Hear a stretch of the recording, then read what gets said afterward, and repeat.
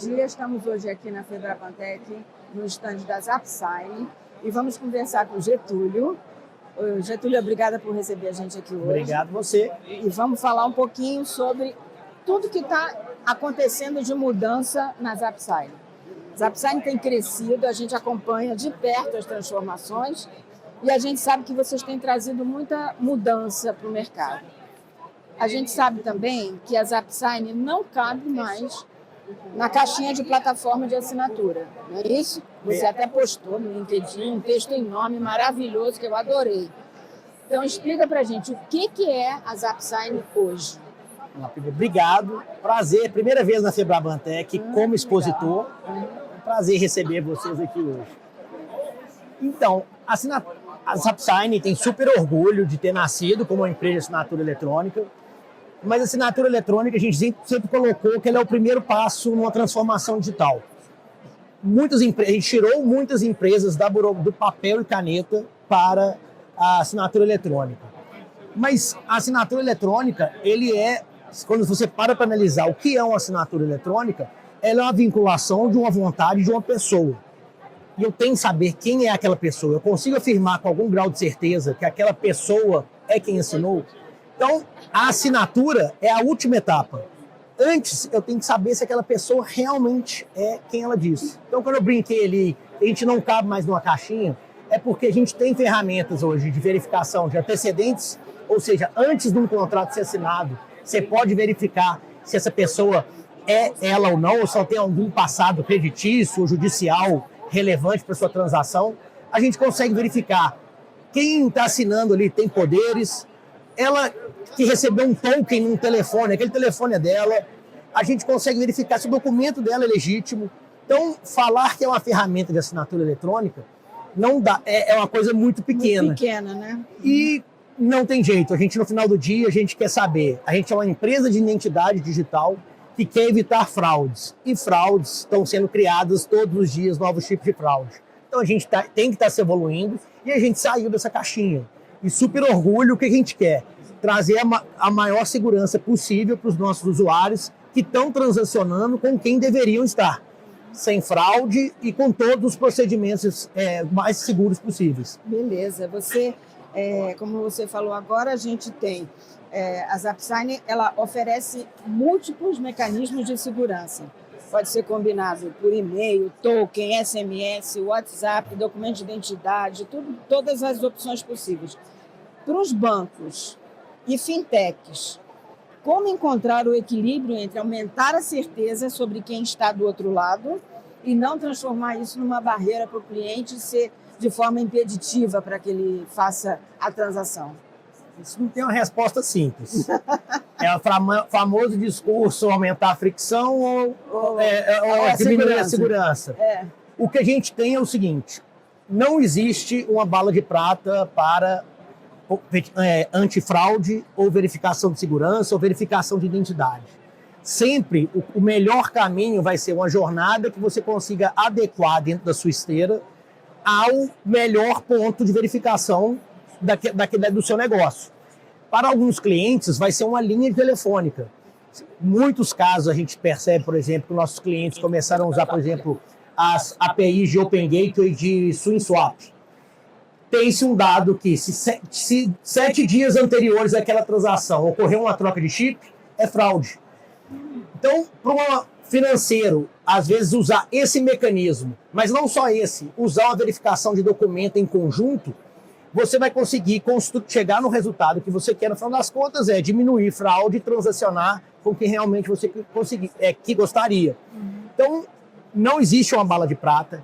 Cada negócio vai ter o seu melhor mecanismo antifraude e o nosso trabalho é justamente isso, fazer com que os nossos clientes consigam navegar utilizando a menor fricção e a maior segurança possível. E vamos trabalhar. Então, realmente, a gente tem um cardápio hoje de soluções e a gente vai adequar com o gosto ali do cliente, do nosso cliente, na verdade.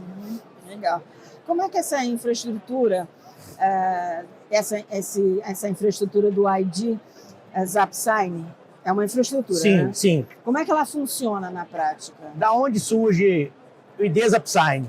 Bom, a gente já te oferecia dentro da plataforma soluções de biometria, verificações de identidade, liveness, entre outros. Mas a gente viu uma mudança muito grande, principalmente com a forma como os engenheiros de software criam código hoje em dia. A gente tem cada vez mais pessoas, graças ao Vibe Coding, esses assistentes de programação, curso, muitas pessoas leigas criando soluções e querendo acoplar nessas soluções que estão criando, soluções de verificação de identidade e antifraude. Só que isso é um mundo muito distante. Quem convive isso no dia a dia? Qual foi a ideia da ID Zapsign?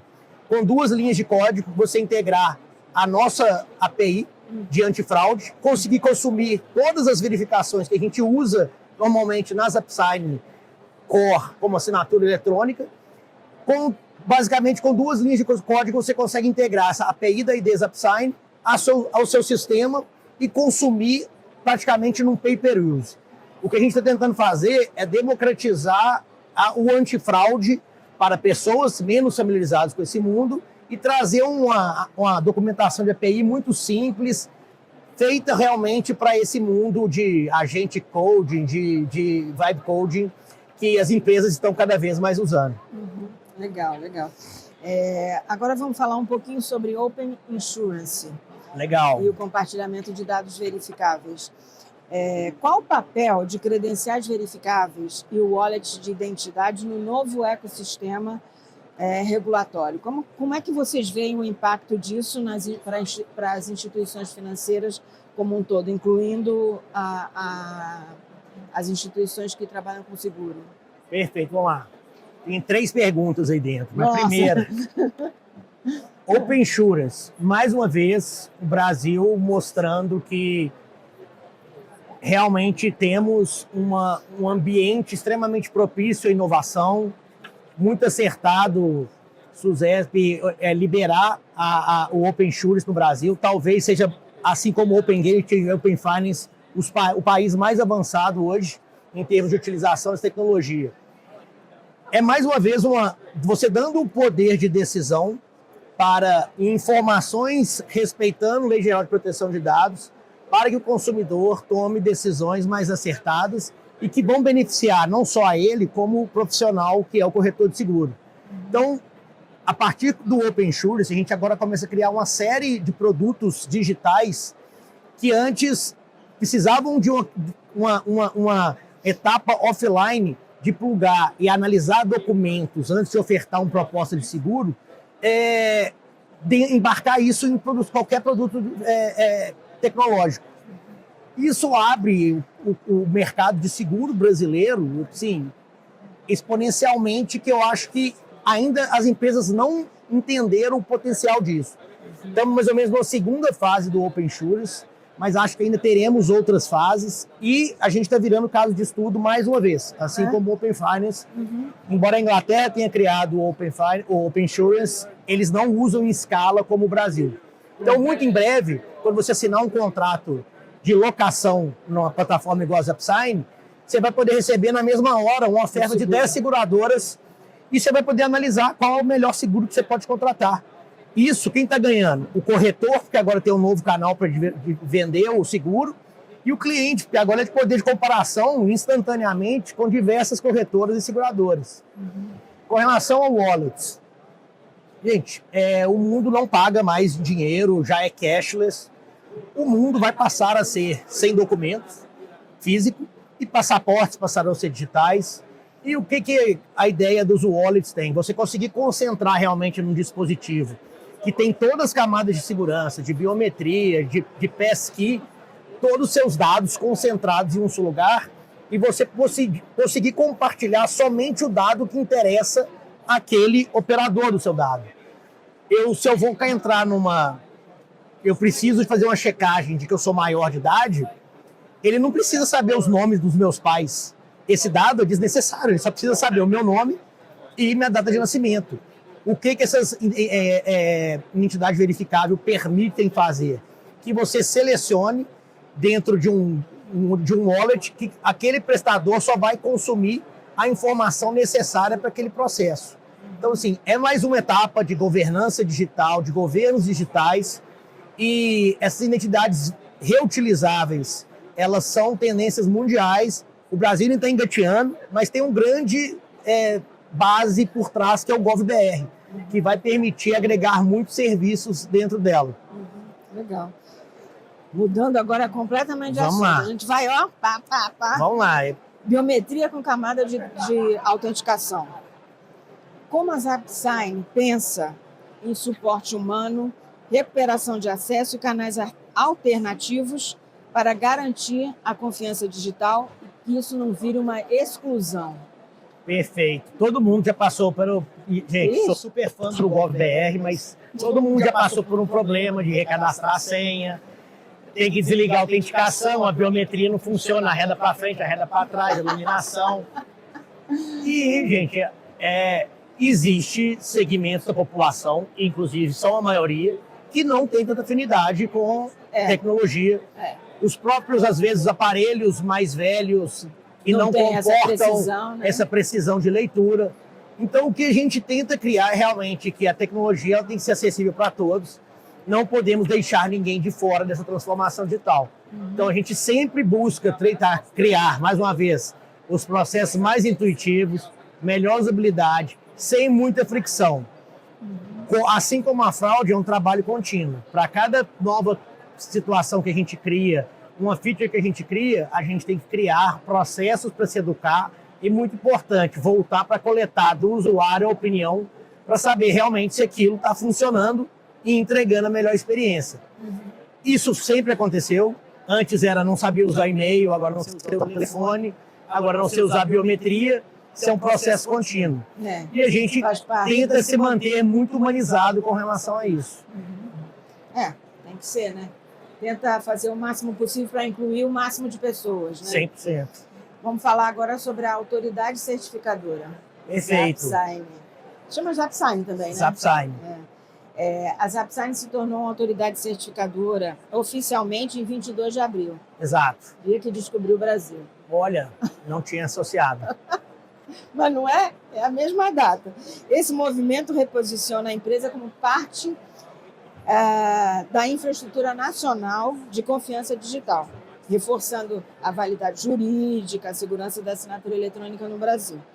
O que mudou para as empresas e clientes quando vocês passaram... O que mudou para a percepção do cliente quando vocês passaram a ser uma autoridade certificadora? Como é que isso amplifica a percepção do cliente como uma empresa oferecendo mais um produto de segurança? Vamos lá. Fazer parte de uma cadeia certificadora, de uma cadeia raiz como o ICP Brasil, é motivo de muito orgulho para a gente. É algo que, como os grandes players de assinatura eletrônica hoje no Brasil, talvez a gente seja o único que pode falar que é uma autoridade certificadora. E fazer parte desse ecossistema significa a gente estar na ponta de discussões setoriais, discutir as próximas tendências, as próximas ondas de inovação, acordos de cooperação com outros países.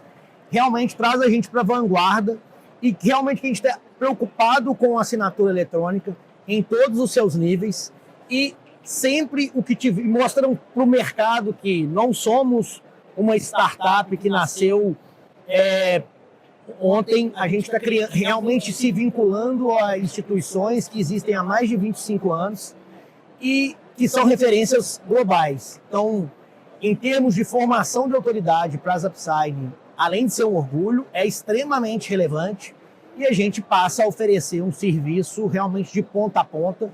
Antes a gente aceitava somente o certificado digital, hoje a gente pode emitir, mas tem sido um processo de aprendizado, assim, participar com outras autoridades certificadoras de discussões em âmbitos governamentais, em âmbitos de legislação de países, tem sido extremamente enriquecedor. E a gente brinca que a gente é o primeiro, a gente escutou isso inclusive do Edmar, da NCD, legal. Que vocês são o primeiro de uma espécie. Eu falei, por quê? Não, porque todo mundo antes era certificado digital e depois virou assinatura eletrônica. Não, vocês são o contrário. Então vocês são o primeiro, espero que sejam outros. Eu falei, muito prazer, adorei essa qualificação.